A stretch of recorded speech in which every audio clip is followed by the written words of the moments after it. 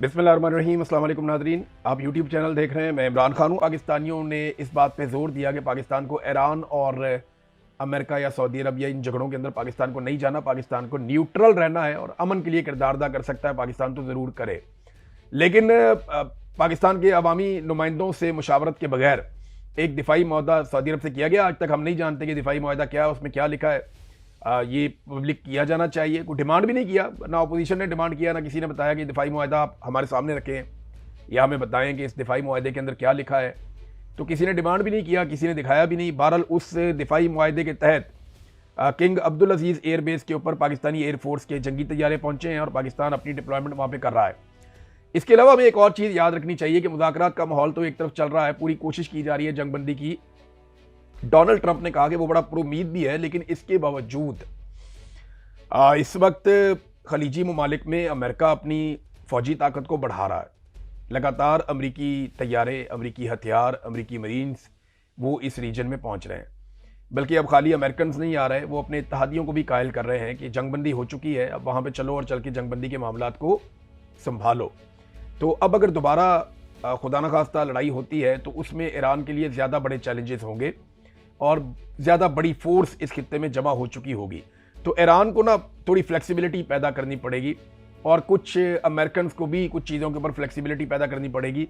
Israel को control करना, यहाँ पे मैं एक मरतबा फिर कहूँगा कि वो बहुत ज़रूरी है, वो बहुत ज़्यादा ज़रूरी है कि इसराइल जो है वो अब जंगबंदी के ऊपर कारबंद रहे, ना सिर्फ ईरान के साथ बल्कि जो लबनान के साथ जंगबंदी के ऊपर जोर दिया जा रहा है उसको भी अमली जामा पहनाया जाए। पाकिस्तान तहरीक इंसाफ ने एक बड़ा शानदार स्टेटमेंट दिया, ये स्टेटमेंट मैं आपके सामने रखता हूँ। पाकिस्तान तहरीक इंसाफ इस्लामाबाद में जारी अमरीका और ईरान के दरमियान मुज़ाकरात की कामयाबी के लिए दिली दुआगो है। हम पूरी उम्मीद हैं कि ये अहम मुशावरत मुस्बत और बाहमी तौर पर मुफीद नताइज की हामिल साबित होंगी, जो ना सिर्फ उम्मत मुस्लिमा के इज्तिमाई मफाद को आगे बढ़ाएंगी बल्कि पाकिस्तान के स्ट्रेटेजिक मफादात को भी मजबूत करेंगी और पूरे खित्ते में अमन, इस्तेहकाम और खुशहाली के फ़रोग का बायस बनेगी। अल्लाह ताला से दुआ है कि वो इन कोशिशों को अपनी रहमतों से नवाजे, मुतअल्लिका फ़रीक़ैन को दानाई और दुरुस्त रहनुमाई अता फरमाए और ऐसे नतीजा खेज़ फ़ैसलों की राह हमवार करे जो सबके लिए खैर और भलाई का सबब बने। मरकज़ी मीडिया डिपार्टमेंट पाकिस्तान तहरीक इंसाफ, इससे मुस्बत स्टेटमेंट नहीं हो सकता। यानी ये स्टेटमेंट इतना मुस्बत है कि इसके अंदर पाकिस्तान तहरीक इंसाफ ने इमरान खान का नाम तक नहीं लिया। हालांकि तहरीक इंसाफ के लोग ये 2-3 दिन से कह रहे हैं कि ये इमरान खान का विजन था, इमरान खान ने बड़ी कोशिश की और ये हकीकत है। लोग इसको डिस्कस भी कर रहे हैं कि अगर इमरान खान साहब एब्सोल्युटली नॉट ना कहते और पाकिस्तान अड्डे दे देता तो आज पाकिस्तान सालसी का किरदार अदा करने के काबिल नहीं होता। आज हम एक फ्रीक होते, लड़ाई का हिस्सा बन जाते हम। क्योंकि देखें ना, जब आप अड्डे दे देते तो आपके अड्डों से अटैक होता। कतर में मुज़ाकरात क्यों नहीं हुए? क्योंकि वहां पे अड्डे हैं। सऊदी अरब में क्यों नहीं है? वहां पे अड्डे हैं। ओमान में क्यों नहीं हुए? दुबई में क्यों नहीं हुए? बाकी जगहों पे बहरीन में क्यों नहीं हुए? ये किसी मुल्क के अंदर भी ये मुज़ाकरात इसलिए नहीं हुए कि वहां पे अड्डे हैं और नेटो का रुकन है तुर्की, आप ये भी जानते हैं, मिस्र की सूरत हाल भी आप जानते हैं। तो पाकिस्तान में अगर अड्डे होते तो पाकिस्तान मुज़ाकरात का हिस्सा ना होता। लेकिन इमरान खान ने एक फैसला किया था, एक अच्छा फैसला था। पाकिस्तान तहरीक इंसाफ ने बड़ा पॉजिटिव जेस्चर दिया, बड़ा शानदार जेस्चर है, लेकिन तहरीक इंसाफ पे ज्यादा फोकस है। जो दरबारी हैं या जो नून लीग के लोग हैं या एस्टेब्लिशमेंट के टाउट हैं, उन सबका फोकस तहरीक इंसाफ पे ही है। वो तहरीक इंसाफ की ना मॉरल पुलिसिंग कर रहे हैं। वो ये कह रहे हैं आप डांस क्यों नहीं करते, आप नाच क्यों नहीं रहे, आप गा क्यों नहीं रहे, देखें आप खुशियां क्यों नहीं मना रहे। वो भाई उनको मार मार के उनका बुरकस निकाल दिया, उनके लीडर की बिनाई दाया हो रही है, जुल्म और जबर की उन पर इंतहा की हुई है। उनकी खवातीन जो है वो जेलों के अंदर कैद हैं, उनको आपने बर्बाद करके रख दिया, उनका पूरा मैंडेट छीन लिया है। शुक्र करें वो ये कह रहे हैं जनाब हम बड़े खुश हैं और हम ये चाहते हैं कि ये कामयाब हो, वो आपको दुआएं भी दे रहे हैं। अब इससे ज्यादा वो क्या करें? और वो पाकिस्तान को दुआ दे रहे हैं, एक्चुअली किसी पॉलिटिकल पार्टी को तो वो नहीं दे रहे। वो तो पॉलिटिकली जो डिफरेंसेस है वो रहेंगे और वो रहते भी हैं, आपका इख्तिलाफ राय हो सकता है, लेकिन इस चीज के ऊपर पीटीआई ने बड़ा पॉजिटिव जेस्चर दिया है।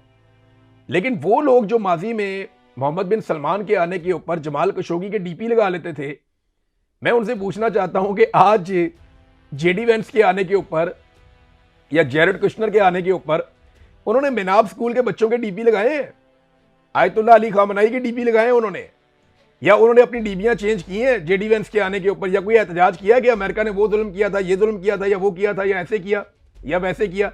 कोई एक चीज, कोई एक तस्वीर लगाई हो तो ये सिर्फ पॉलिटिकल माइलेज हासिल करने की कोशिश होती है। इसके अंदर देखें पाकिस्तानियत नहीं है। अगर किसी के दिमाग में ये बात चल रही है कि ये पाकिस्तान के लिए ये लोग सोच रहे हैं, पाकिस्तान के साथ नहीं, वो पीटीआई को गंदा करना चाह रहे हैं और कोई बात नहीं है, क्योंकि उन्हें ये पता है कि वो बगैर मैंडेट के आकर बैठे हुए हैं। इख्तिदार तो पाकिस्तान तहरीक इंसाफ का है ना, ये लोग तो चोरी करके इख्तिदार पे आकर बैठ गए। तो इतने बड़े इवेंट को, जहां पॉजिटिव रहना चाहिए था सबको, इतने बड़े इवेंट को जो हुकूमती जमातें हैं वो अपनी मुखालिफ जमात को क्रश करने के लिए लगातार इस्तेमाल कर रही हैं। आप ख्वाजा आसिफ की टाइमलाइन उठाकर देख लें, इसराइल के खिलाफ जो एक दो ट्वीट किए हैं, वो एक और भी अभी मैं देख रहा था, एक और ट्वीट गायब है उनका। ख्वाजा आसिफ का एक ट्वीट और भी गायब है खामोशी से, पता ही नहीं चला वो कहां गया।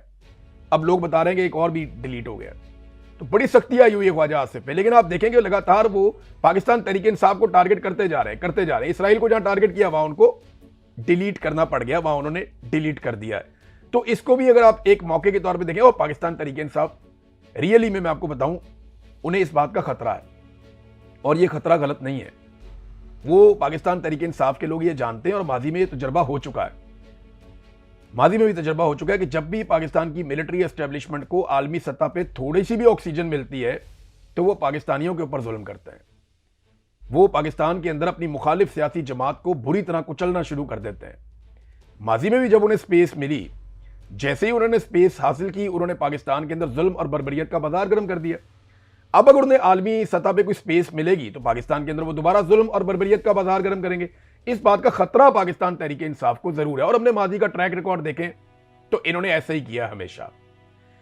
पाकिस्तान के अंदर इससे कोई फर्क पड़ेगा? देखें, पाकिस्तान में पीएमएलएन की मकबूलियत पे इससे फर्क कोई नहीं पड़ेगा। हाँ, इंटरनेशनली ये है कि पाकिस्तान को इसका फायदा हुआ। ये जो चेहरे हैं जो इस मुलाकात के अंदर हैं, इनको इंटरनेशनली मजीद रिकग्निशन मिल जाएगी। लेकिन पाकिस्तान के अंदर ये एक आधे महीने की गेम है, 2 महीने की गेम है।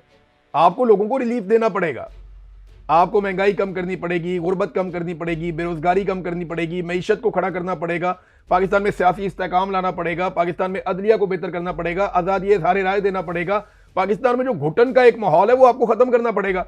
जब तक आप घुटन का वो माहौल खत्म नहीं करेंगे, इसका कोई फायदा आप नहीं उठा सकते लंबे अरसे तक। हाँ, एक ही चीज है कि मिलिट्री एस्टेब्लिशमेंट किसी भी कामयाबी के बाद होश के नाखून ले और पाकिस्तान को चलने के लिए खुला छोड़े, पाकिस्तान में लोगों को आजादी से सांस लेने दे, फिर आप देखिएगा इसका फायदा भी हो सकता है पाकिस्तान के अंदर। लेकिन ट्रैक रिकॉर्ड ये नहीं है, ट्रैक रिकॉर्ड कोई और है। एक और अच्छी खबर यह है कि आयरलैंड ने फलस्तीन को तस्लीम कर लिया, ये खबरें आ रही हैं। तो ये बड़ी अच्छी बात है कि आहिस्ता आहिस्ता यूरोपीय ममालिक एक एक करके फ़लस्तीन को तस्लीम कर रहे हैं, और फ़लस्तीन के वजूद के हवाले से जो हमारी ख्वाहिश है सारी दुनिया की कि वो एक रियासत के तौर पे वो लोग अपनी आज़ाद ज़िंदगी गुजारें, मामला उस तरफ बढ़ता हुआ दिखाई दे रहा है। अब तक के लिए इतनी, अपना ख्याल रखिएगा, अपने इस चैनल का भी। अल्लाह हाफ़िज़।